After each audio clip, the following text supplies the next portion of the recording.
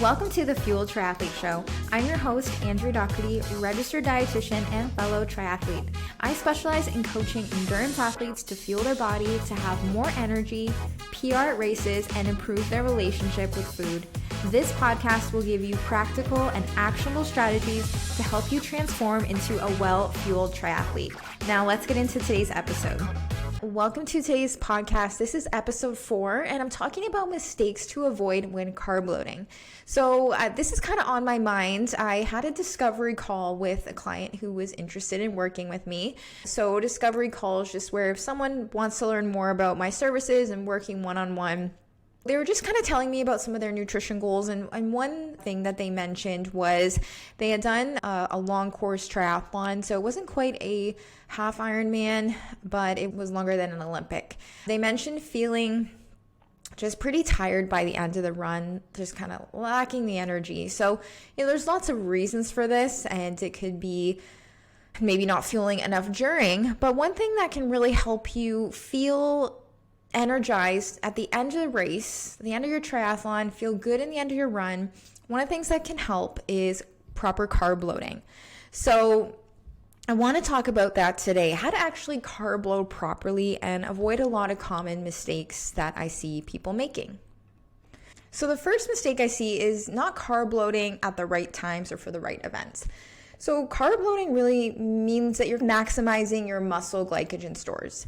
Muscle glycogen is stored in our muscles and our liver, and during endurance exercise, this gets broken down into glucose, which fuels our muscles. Another fuel source during exercise can be fat, and then another source is fuel that we're taking in during that event or food that we've eaten beforehand.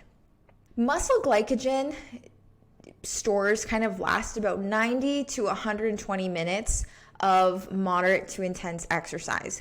If we run out of glycogen, we're going to hit the wall. So that's why it's really important to fuel our body during exercise to spare that muscle glycogen and to make it kind of last longer.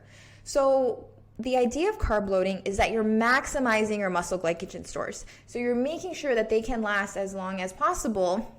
That in combination with fueling properly during a long distance or endurance event is going to make sure you're not hitting the wall. You have good consistent energy levels throughout that whole event. So with that said, we want to carb load for races that are going to be about an hour and a half, 2 hours or longer. So we don't really need to be doing it for 5, 10K races, probably not a sprint triathlon, but anything above that, Olympic and longer marathons, half marathons, we want to make sure that we're carb loading and so that we're getting the benefits of that. So the second mistake I see is that we're not consuming enough carbohydrates and not doing it for long enough days. So when you calculate the amount of carbohydrates that you want to consume for carb loading, it is probably a lot higher than you're typically doing. So the way I recommend it to my clients is to take your weight in kilograms and multiply that by 8, and then that's going to be the number of carbs you want to have per day or per 24 hours. So let's say you're 154 pounds, divide that by 2.2 to get your weight in kilograms, and that's 70 kilograms. So if you multiply that by 8, that's 569 grams of carbohydrates per day. Now, you're going to want to do this carb loading from anywhere to 1 to 3 days, depending on the length of your triathlon. So maybe more of an Olympic triathlon or a half marathon, do 1 day, but half full Ironman, I would do 2 to 3 days. So we may think we're carb loading by just kind of adding a little bit of extra carbs to our plate, but it is a higher level than you may be usually doing. So to really do it properly, you want to make sure that you calculate the amount of carbs that you have, and then again, do it for enough days. So a lot of times I talk to maybe new clients and ask them, have you carb loaded before? Have you tried it? And I get a common answer is, yeah, I have like a good pasta dinner the night before. So it's really not possible to actually carb load just the night before a race. And if you're trying to get hundreds of grams of carbs just in that one meal, there are going to be some problems, right? It's going to be hard to fully digest that. It may lead to some GI issues and that the next day. So yeah, that's kind of one mistake to avoid, to really do it properly, have enough carbs. To add to that too is just spacing it out evenly throughout the day as well. So another mistake that may come with that is trying to get all of your carbs from whole healthy foods. So what I mean by that is, a lot of whole grains, rice, brown rice, quinoa, fruits, vegetables. It's going to be pretty difficult to get all of your carb loading in from whole foods. The reason for that is because a lot of these whole food carbohydrates can come with a lot of fiber as well. So fiber can be pretty filling. And if you listen to my other podcasts about GI issues and concerns, sometimes too much fiber can lead us to having to use the washroom during our events as well, which we want to try to avoid. So you don't have to fully eliminate fiber, but we want to make sure that while we're adding in extra carbohydrates into our diet, we're not adding in a ton of extra fiber than our body is used to. So this is the time to probably switch your, grains to white. So you may want to look to using white rice, white bread, maybe instead of big bowls of oatmeal all the time for each of those breakfast days, you may do things like pancakes or a low fiber cereal. Snacks like pretzels or saltine crackers or low fiber crackers, granola bars, energy bars like Cliff bars or Nature's Bakery fig bars, Bobo's bars. These are all really high carb, pretty low fiber bars, which can help get those carbs up. Here's the time where you're probably going to be adding some sugar to things. So adding jam, honey, maple syrup, maybe candy, graham crackers, applesauce. These are all examples of pretty low fiber, high carb foods that you can eat that aren't going to be too filling and add additional fiber to your day.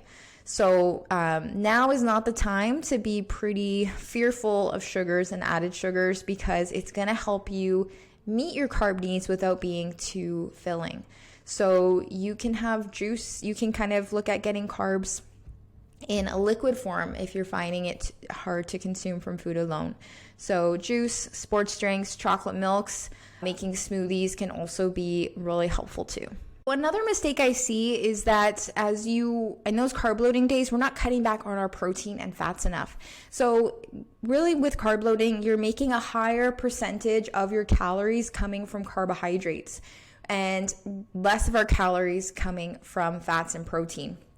So if you're not cutting back on the fat or protein enough, you're going to probably feel more full, and it's going to be more difficult to get in all the carbs that you need. And then if you're getting too much fat, can also lead to some GI issues potentially. So the first thing to look at there is that the carbohydrates that you're choosing are not only low in fiber, but they're not too high in fat. So, we might think of, cookies or donuts or pastries. They may seem good, but they can potentially can be pretty high in fat. And so we want to make sure that the carbs that we're choosing are low fiber and low in fat. The other thing to do is look at the proportion of the foods that you're putting on your plate. So let's say for dinner, you want to make a pasta dish, right? So instead of a normal night where maybe you fill a third of the plate with pasta, a third with veggies, and a third with protein, we're probably going to fill about 60% or maybe more of some pasta, add some bread to that, a little bit of vegetables, and a smaller portion of protein than you normally would. So it's okay that your protein's going to be a little bit lower in these couple days. The other thing to do is look at a typical breakfast. I'm someone who recommends, getting enough protein with breakfast, but here we're going to have to cut back. So if you're someone maybe that usually does a couple of eggs with some toast, avocado, scramble some veggies, carb loading, try something like pancakes. So with pancakes, you can add some syrup, a bit of fruit, bananas. Primarily, this is all carbohydrate based. Or if you really want to stick to eggs, cut back on the number of eggs that you would typically do, add a couple extra slices of toast, add a glass of juice, or a side of yogurt to kind of boost the carbohydrates of that meal. So there's different ways. Same thing with, maybe a healthy snack could be apple and almonds. So maybe you do the apple, but instead of the almonds, which is more of a fat, we're going to add some extra carbohydrates. So we might add some pretzels or some crackers with that. So just be mindful that as we're adding those carbs, we're not adding too much extra fats and protein. And a way to kind of do that is visually look at the proportion of the foods on your plate and watch that the carbohydrates are not too high in fat and fiber. Another mistake that can potentially happen with carb loading is, not trying it. So you don't always have to practice your carb loading, but if you're someone who maybe has a sensitive stomach, you get a little bit nervous race day, try carb loading before a long training session. So maybe before you do some race day nutrition practice, if you have a long bike and a brick workout, practice carb loading at least the day before. It gives you a chance to practice what foods you like, what's going to work well, and so that you're not unsure of the whole process. So there you go. Those are some common mistakes I see with carb loading, how to avoid them. So the first one was doing it for the wrong events or not doing it at all. The second was not getting enough carbohydrates. So again, try to calculate it out if you can, if you want to be a little precise with it, and make sure you're spacing out those carbs throughout the day and spacing it out over a few days before your event, depending how long your event is going to be. Other mistakes are consuming foods that have too much fiber or fats and not cutting back on your protein enough. And the reasons these are important are, one, to prevent any GI distress, gas, bloating, diarrhea on race day, and to also make it easier to consume adequate carbohydrates. You're not feeling overly full, and then so that you're not going so much more over on your calories on those extra days. And the last one, just being kind of fearful of sugar and processed foods in those days, because you know what, these are actually really going to be helpful for you. So I hope that helps. If you have any questions, let me know. My contact information is in the show notes, and have a great day.